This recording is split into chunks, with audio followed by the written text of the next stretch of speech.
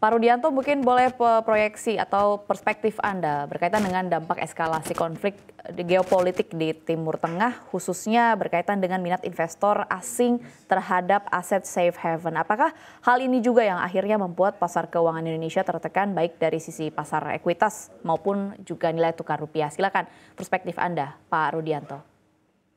Baik, kalau terkait dengan sentimen dari China, memang ada apa namanya perpindahan dana ke sana, apalagi pada saat sentimen stimulus jumbo tersebut diberikan, itu juga terjadi downgrade daripada saham Bank BRI oleh asing yang tadinya dari overweight menjadi neutral gitu. Nah, otomatis bobot daripada saham di Indonesia berkurang. Pada saat yang sama ada sentimen positif daripada saham China, jadi ada sebagian yang ke sana. Nah, penyesuaian bobot seperti ini biasanya bukan hitungan bulan sih. 1-2 minggu paling juga sudah selesai gitu. Nah, pada saat dia melakukan penyesuaian, itulah terjadi dana asing keluar dari bursa Indonesia dan masuk ke China. Tapi saya lihat ini hanya fenomena sementara aja. Nah, kalau dari sisi geopolitik, konflik di Timur Tengah itu memang menyebabkan harga minyak naik. Tapi saat ini dari panel aset melihat yang namanya komoditas itu masih oversupply, gitu. Nah, karena masih oversupply, maka seharusnya walaupun terjadi konflik Timur Tengah seperti itu, dalam jangka menengah panjang itu harga minyak masih cenderung turun atau stabil. Baik, berarti Anda melihat bahwa dari dua sentimen yang berasal dari global, yaitu yang pertama dari China dengan stimulus ekonominya, kemudian konflik di kawasan Timur Tengah ini, Anda melihat bahwa pengaruhnya terhadap pasar keuangan domestik dan juga rupiah lebih ke jangka pendek begitu, Pak Rudianto? Kalau untuk China, saya melihat itu sementara karena saham China tiba-tiba naik ini bukan cuma sekali. Nah, seiring dengan waktu, apabila memang ekonominya bagus, dia akan turun. Akan bertahan, tapi kalau dia kurang bagus, itu akan turun lagi. Nah, pada saat terjadi kenaikan seperti itu di masa lalu, seperti contoh dulu waktu pandemi, dia buka lagi ekonominya, sahamnya sempat naik, tapi karena performa daripada kinerja di masa lalu kurang bagus, ya akhirnya juga turun lagi seperti itu. Nah, kalau untuk yang mata uang, ya saya kira ini mungkin merespon dana yang mungkin perpindahan seperti itu. Ya, tapi menurut saya sih harusnya ini sementara. Kenapa? Karena view yang ada di global sekarang adalah kalau suku bunga turun, dana asing atau dana global itu akan mencari ke negara lain. Nah, saat ini negara yang dianggap bagus atau negara yang dianggap potensial itu adalah negara di Asia Tenggara, di mana salah satu yang mendapat keuntungan itu adalah Malaysia dan Indonesia. Nah, cerita ini masih belum berubah. Jadi, kalau sentimen China ini menurut saya lebih ke sementara aja. Dengan berbagai sentimen ini, begitu yang tadi kita sudah bahas, bagaimana proyeksi Anda terkait dengan IHSG dan juga rupiah? Apakah akan terus melanjutkan pelemahannya sampai akhir tahun 2024? Nah, kalau untuk IHSG, proyeksi panen aset di 7.900 sampai dengan 8.000 tahun ini. Tahun depan kami proyeksikan harusnya ada kenaikan mungkin sekitar 10%, jadi bisa saja di angka 9.000. Nah, kalau dari sisi IHSG, kita nanti bulan November dan Desember akan ada rapat Bank Sentral Amerika Serikat. Nah, apabila penurunan suku bunga diumumkan lagi, dan siapa tahu lebih dalam dari perkiraan, misalnya orang kan expect turun 50 basis tahun ini, siapa tahu dia turun 50 dan 25. Nah, kalau penurunannya lebih tinggi daripada ekspektasi, itu akan jadi sentimen positif.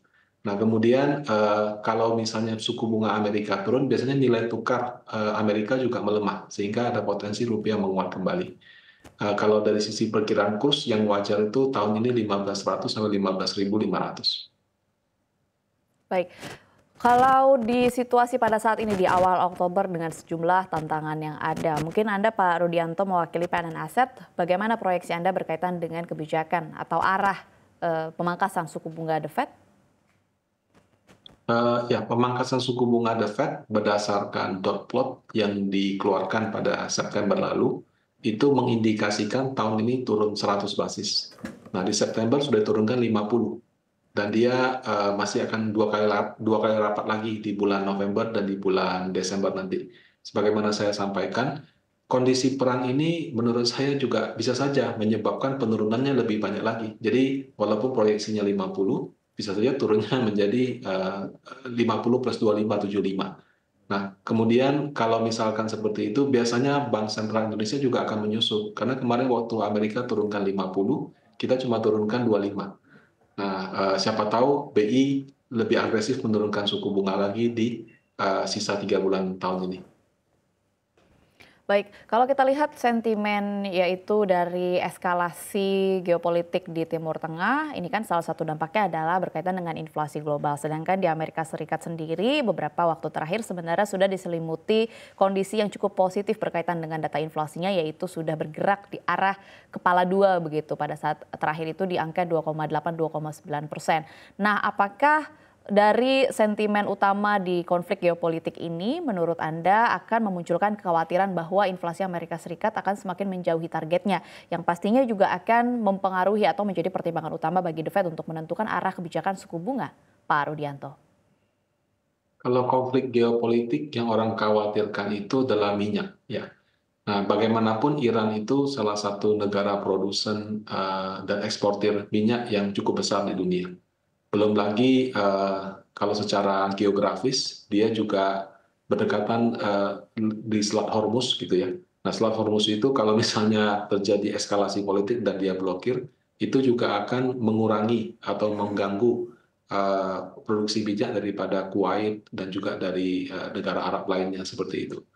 Nah, jadi apabila eskalasi perang ini di luar dugaan terlalu melebar kemana-mana, itu pengaruhnya ke harga minyak. Tapi di sisi lain, minyak itu oversupply saat ini. Jadi karena kondisi perekonomian dunia yang tumbuhnya tidak seperti ekspektasi, inflasi tinggi beberapa waktu lalu telah membuat daya beli juga berkurang. Jadi yang namanya kebutuhan antara permintaan sama penawaran minyak, jauh lebih banyak penawaran minyak. Di mana Amerika Serikat juga berhasil meningkatkan produksi minyaknya terus-menerus seperti itu. Nah, jadi memang mungkin ada gangguan, itu dalam jangka pendek akan pengaruh ke harga, tapi dalam jangka menengah panjang, selama oversupply, ya biasanya harga minyak nggak kemana-mana sih.